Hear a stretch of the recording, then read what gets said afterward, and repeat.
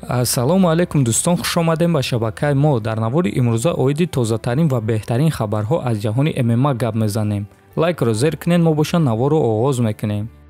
Топови ҷангвари UFC дар вазни сабук Ҷастин Гейҷи оиди ғалабаи чемпиони вазни сабук Чарлз Оливейра фикроша баён кард. Ба ман маъқул шуд ки чӣ гуна Оливейра дар ин муҳориба баромад кард. Ман гуфтанӣ нестам ки Чарлз Оливейраро эҳтиром намекунам.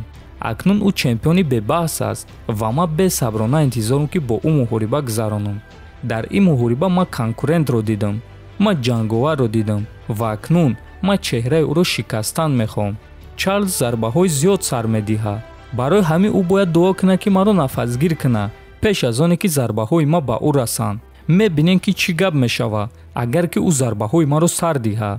Дар вақти муҳориба зидди ман Чарлз кӯшиш мекунад ки муҳорибаро дар замин гузаронад, аммо бошам кӯшиш мекунам ки ӯро ба нокаут рой кунам. Ана ҳамин гуна муҳорибаи мо мегузарад, гуфтааст Гейҷи. Хотиррасон мекунад ки рақиби навбатии чемпион Чарлз Оливейра маҳз Ҷастин Гейҷи мешавад ва барои Гейҷи ин дуюм имконият барои чемпион шудан хоҳад шуд. Дӯстон, ба фикри шумо Гейҷи Оливейраро ба нокаут рой мекунад ё ин ки Оливейра ӯро низ нафасгир мекунад? Метавонед фикротонро нависед. Президенти UFC Дана Вайт оиди баромади ситораи UFC Шон Омели фикроша баён кард. Биёин суханҳои Вайтро гӯш мекунем. Ӯ ҷангвари хеле ҷиддиро шикаст дод.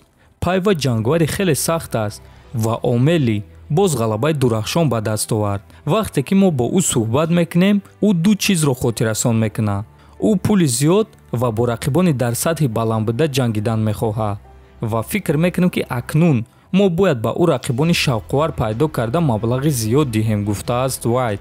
Хотиррасон мекунем ки Шон Омели рекорди 15-1 дорад. 10 ғалаба бо тариқи нокаут ва нокаути техникӣ, 2 ғалаба бо тариқи сабмишн ва 3 ғалабаи дигар бо қарори доваро ва ҳамчунин 1 бох. Дар муҳориба зидди Марлон Вера пои Шон Омели осеб гирифт ва Шон бо тариқи нокаути техникӣ мағлуб шуд. ва дӯстон бояд гуфт ки Шон Омели аллакай ситораи калони UFC аст ва ӯ муҳорибаҳои хеле дурахшон нишон медиҳад.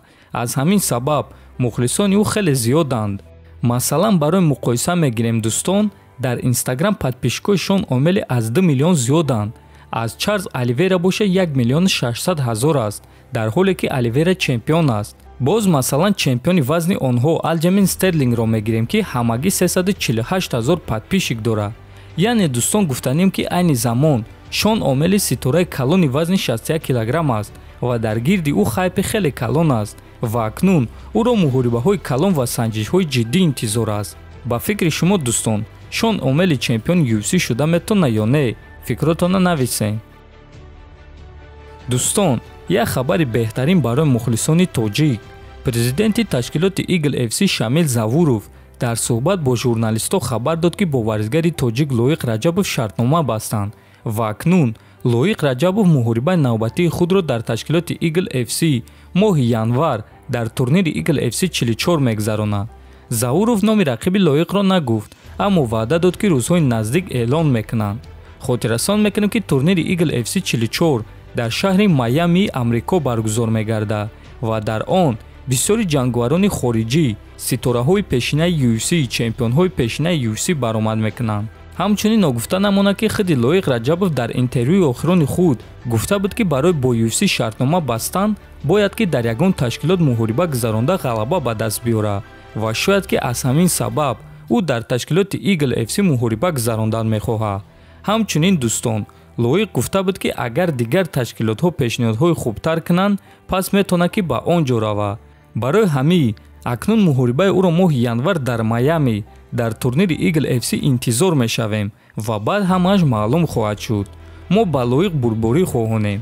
ҳатман фикр ақидоатонро нависен, дар канал обуна шавен то бозид хонободу сарбаланд бошед.